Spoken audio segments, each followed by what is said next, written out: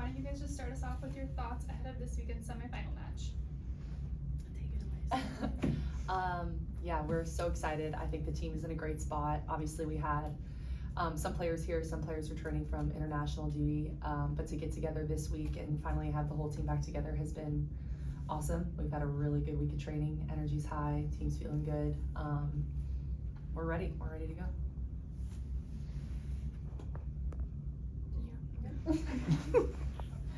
Second everything. I echo. Start us off from here. We'll go around Annie, the go room. ahead.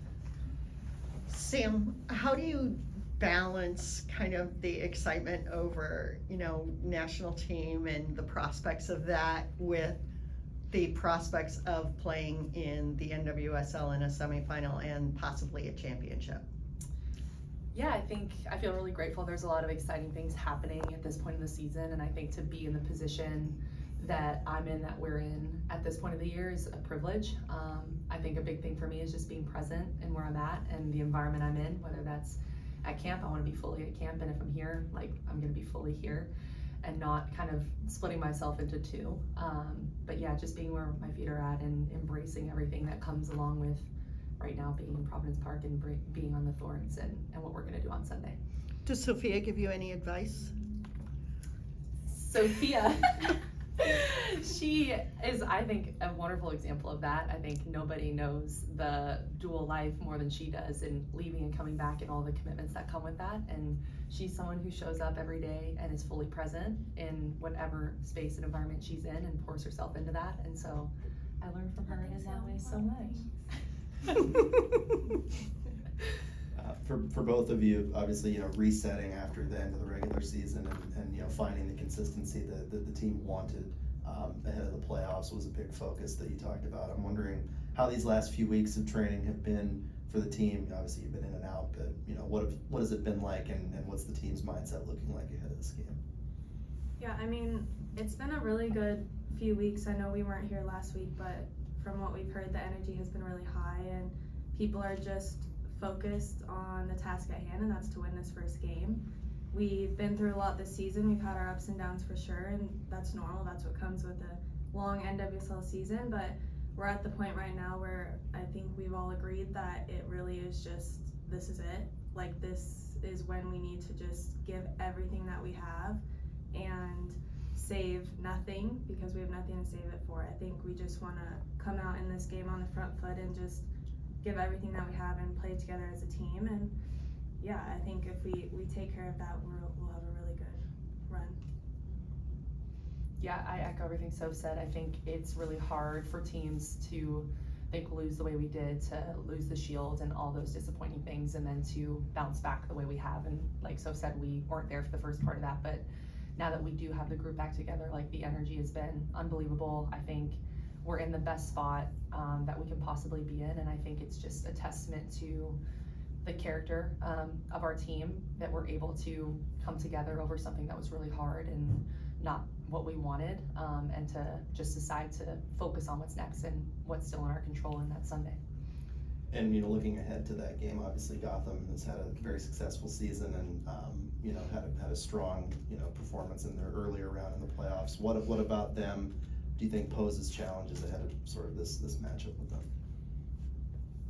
Yeah, I mean, Gotham is a really good team. They have a lot of really talented individuals, and I think they've done a good job of this season at putting it all together. I think their coach is great, and just kind of seeing the vision for them and seeing it all play out. So we have a lot of respect for them, and we know that any game you play in the NWSL can literally go any way.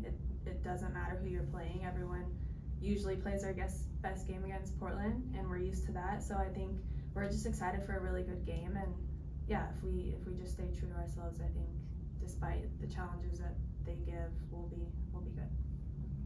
And then both of you all are nominated for MVP. What does it mean to both of you to be nominated together for that award? I mean, it's awesome. I love to see Sam get the attention and the praise and the respect that she deserves. We've, as a team, been seeing this all year, seeing it last year, and I think finally people are seeing it too and realizing how important she is to this team. And what she does is, I don't think any other midfielder in the league is doing what she does, and she's doing it consistently, and that's a really hard thing to do. So I love to see Sam up for MVP because I think she's really, really worthy of that.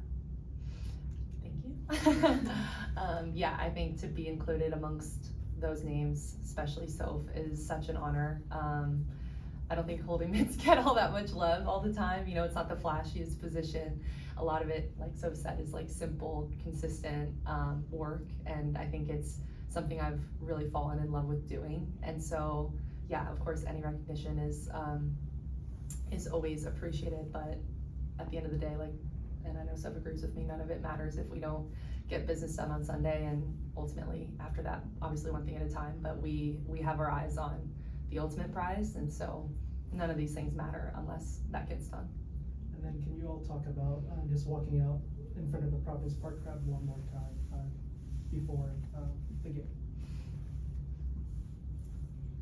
Yeah, I mean, I think there's nothing like playing here. I think everyone in this room knows that. I think the fact that we, you know, even when we found out we were getting the home semifinal game, I mean, that's just so special to get one more home game.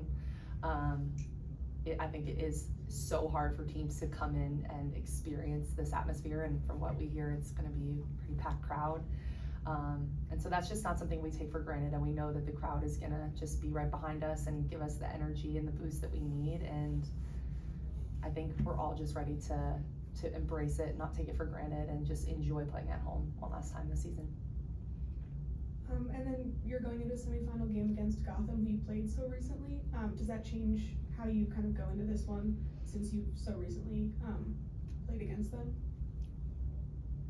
I don't think so. I mean, it is good to have that film and that tape from the last time we played them from so recent, because, you know, realistically not a lot will change, but at the same time, our game plan is our game plan, and it really is based off of us. It's not based off of who we play. So I think that, you know, it's good to have that, you know, comfortability after playing them not too long ago, but yeah, we prepare the same way we always prepare.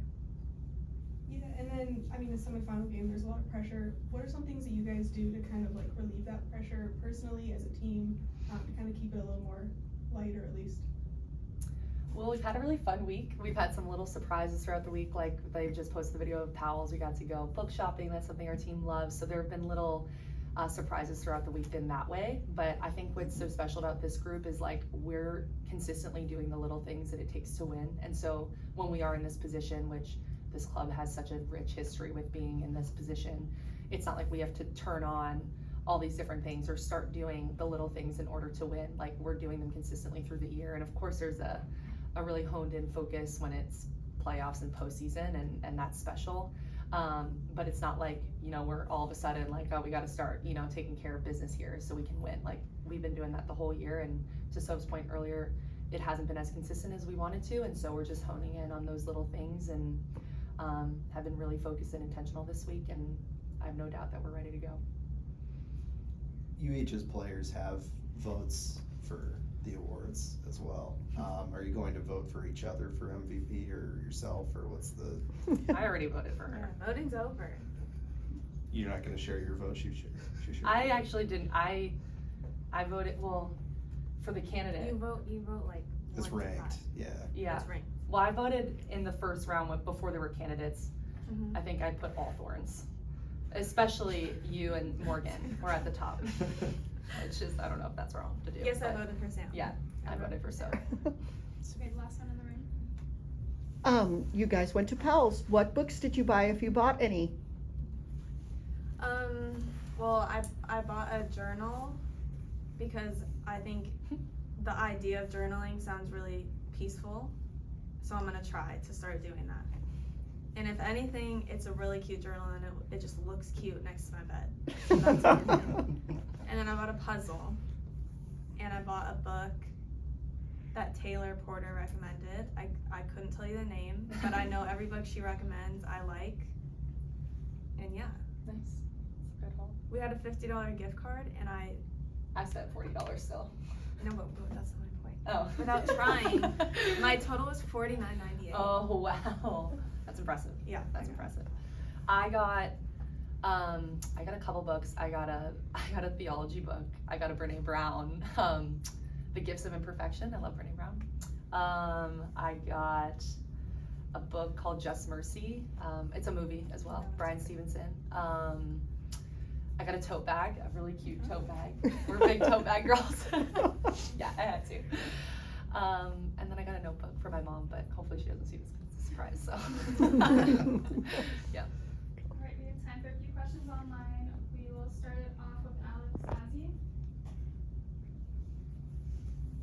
Hi, Alex Azzi with the Messenger. Thank you for taking the time. Sam, I'll direct this to you. I know you have a tradition of writing messages on your wrists, and I was wondering if you could share what you've been reminding yourself of, if there are any themes that you've written a lot this season.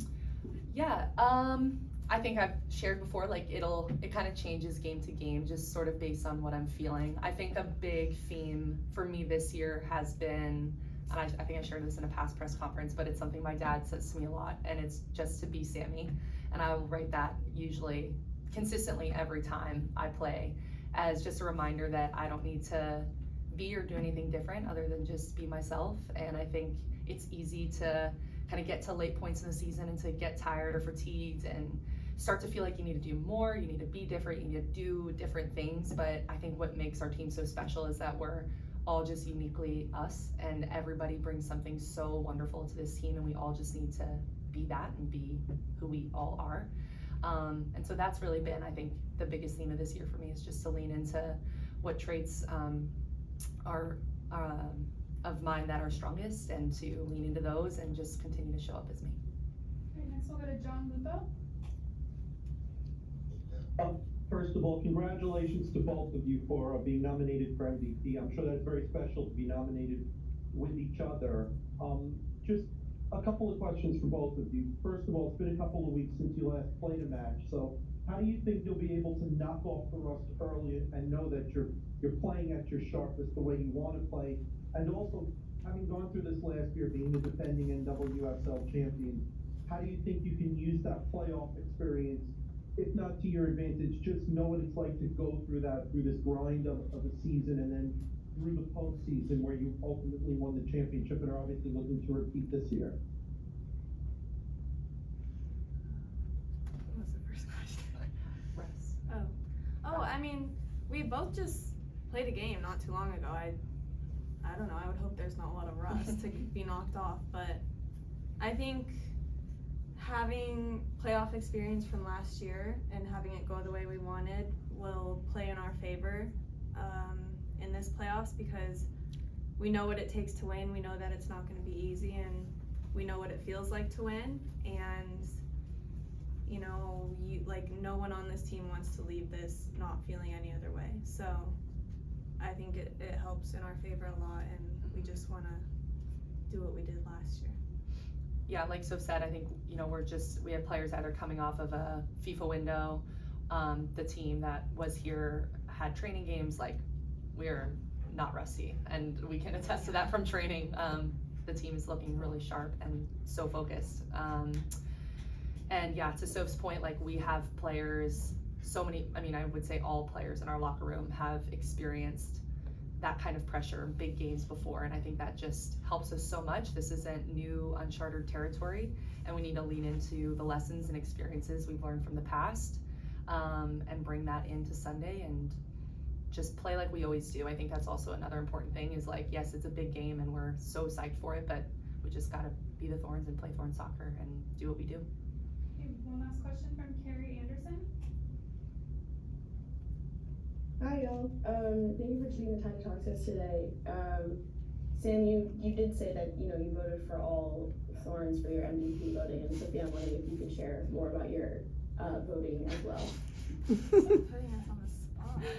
I mean, yeah, I voted for Sam. I voted for Morgan for best 11 for sure. Hina for best 11. I mean, honestly, our whole 11 could be best 11. Unbiased. But yeah, I think we definitely have some players on this team who've put in the work this whole entire season. People who got the job done when we were at the World Cup, people who have consistently showed up, and I think sometimes that doesn't get recognized as much as it should. So I do think a player like Morgan Weaver deserves a lot more attention and respect than maybe she gets, and see her on the best 11 because I do think that she's contributed to this team in so many ways and has been consistently playing at a high level. And a player like Sam who, yeah, she's doing kind of the dirty work. She's not up there necessarily doing the fun stuff like scoring goals, but she's, I mean, she leads the league in assists. She's doing the work for this team, and I think that also needs to be recognized. So yeah, and then I don't know, defender of the year could be a few people. Like there's been some really, really good, consistently good defenders, so I won't share who I voted for. Any of that. Alright, we will wrap it there. Thank you both for your time. and good Thank luck you this guys. summer. Thank you. We'll have